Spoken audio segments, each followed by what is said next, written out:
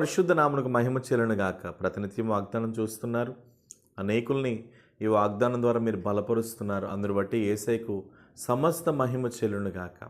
ఈవేళ ప్రభువు మీకు ఇస్తున్నటువంటి వాగ్దానం యెషయా గ్రంథం 12వ అధ్యాయము 3వ వాక్యాన్ని ప్రభువు మీకు వాగ్దానం ఇస్తున్నారు. మీరు ఆనందపడి రక్షణాధారములైన బావులలో నుండి నీళ్లు చేదుకొందరు. దేవునికి స్తోత్రం.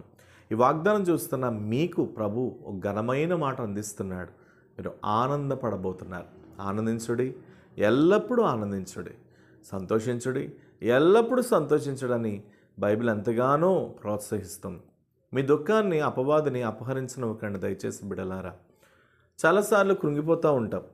బైబిల్ క్లియర్గా చెప్తుంది, కృంగిని ఎడల మనం చేతకాని వారమంట. మనం ఎప్పుడు చేతకాని వారమే కృంగిపోతే. ఏ శ్రమను బట్టి కూడా నువ్వు కృంగిపోవద్దు, ఏ ఇబ్బందిని బట్టి కూడా నువ్వు కృంగిపోవద్దు, ఏ అక్కరను బట్టి కూడా నువ్వు కృంగిపోవద్దు. నిన్ను పిలిచిన దేవుడు నమ్మదగిన దేవుడు. దేవునికి స్తోత్రం. ఎందుకు కృంగిపోవాలి? ఎందుకు నీ శోధనలో నువ్వు కృంగిపోవాలి? జీవం కలిగిన దేవుడు నీకు తోడుండగా. ఎందుకు నీకు అన్నిటిలో నువ్వు కృంగిపోవాలి? బలమైన దేవుడు నీకు తోడుండగా. ఎందుకు ఇటువంటి భయంకరమైనటువంటి పరిస్థితులు గుండా నువ్వు వెళ్తున్నప్పుడు ఎందుకు కృంగిపోవాలి? మహిమ కలిగిన దేవుడు నీతో ఉండగా ఆయన మహిమ కలిగిన కార్యాలు నీ జీవితంలో చేయబోతున్నాడు. మార్తా మరియలతో అదే చెప్పాడు లాజరు చనిపోయినప్పుడు. మరియా, మార్తా, మీరు నమ్మిన ఎడల దేవుని మహిమను చూడబోతున్నారా? అవును, మనం నమ్ముదాం. ఎలాంటి పరిస్థితులైనా జీవము కలిగిన దేవుని నమ్ముదాం. విశ్వాసం కానిదేదో పాపం కదా. మనం విశ్వాసం లేని వారిగా ఉండి పాపం జీవితం బ్రతకొద్దు. మనం విశ్వాసంతో బ్రతుకుదాం. మనం ఆనందపడాలి. రక్షణాధారములైన బావుల్లో నుండి మనం నీళ్లు చేదుకోబోతున్నాం.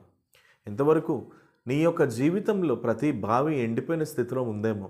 ఒకవేళ ఈ వాగ్దానం చూస్తున్న మీలో ఎవరైనా మీ భర్త మందిరంకి రావాలని మీరు ప్రార్థన చేస్తున్నారా? మీ భార్య మందిరంకి రావాలని మీరు ప్రార్థిస్తున్నారా? మీ పిల్లలు దేవుని సన్నిధికి రావాలని మీరు ఎంతగానో ప్రార్థిస్తున్నారా?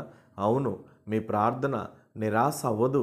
మీ ప్రార్థనల పక్షంగా దేవుడు ఒక ఉన్నతమైన కార్యం చేయబోతున్నట్లుగా ప్రభు ఈ ఉదయకాలం మీతో మాట్లాడుతున్నారు. రక్షణాధారములైన బావుల్లో నుండి మీరు నీళ్లను చేదుకోబోతున్నారు. ఏ స్థితిలో అయితే నువ్వు ఎండిపోయావో, ఏ స్థితిలో అయితే నీ బ్రతుకు మారాగా మారిపోయిందో, ఏ స్థితిలో అయితే నువ్వు లేవలేని పరిస్థితిలో ఉన్నావో, ఏ స్థితిలో అయితే నీ జీవితం భయంకరంగా పడిపోయిన బ్రతుకులో ఉందో, అటువంటి నీ స్థితిని నా యేసయ్య పరిపూర్ణంగా మార్చబోతున్నాడు. ధైర్యం తెచ్చుకో నా ప్రియమైన కుమార్తె, ధైర్యం తెచ్చుకో నా ప్రియమైన కుమారుడా. జీవం కలిగిన దేవుని నువ్వు నమ్మావు, జీవం కలిగిన దేవుని యందు నువ్వు విశ్వసించావు. ఎన్నడూ నీ చేతిని మాత్రం దేవుడు విడిచిపెట్టడు అని ప్రభు సన్నిధిలో ఈవేళ మీకు వాగ్దానం చేస్తున్నాడు దేవుడు. రక్షణాధారములైన బావుల్లో నుండి మీరు నీళ్లను చేదుకోబోతున్నారు. మీ నీళ్లు ఉబుకబోతున్నాయి. మీరు అనేకులకు పెట్టేవారుగా మార్చబడబోతున్నారు. మీరు అనేకులకు ఇచ్చేవారుగా మార్చబడబోతున్నారు. మీరు అనేకులకు ఒక ఉన్నతమైనటువంటి కృపను పొందుకునేవారిగా ఇచ్చేవారిగా మారబోతున్నారు. ధైర్యం తెచ్చుకోండి. ప్రేమ కలిగిన పరిశుద్ధ తండ్రి, ఎంతమంది ఈ వాగ్దానం చూస్తూ ఏడుస్తూ బాధపడుతూ ఆనందం లేక నెమ్మది లేక హృదయంలో ఉన్న ఆనందాన్ని కూడా అపవాది దొంగిలించిన స్థితిలో ఎంతమంది వేదన పడుతున్నారు, వారందరి జీవితంలో నీ ఉన్నతమైన కృప కలుగును గాక.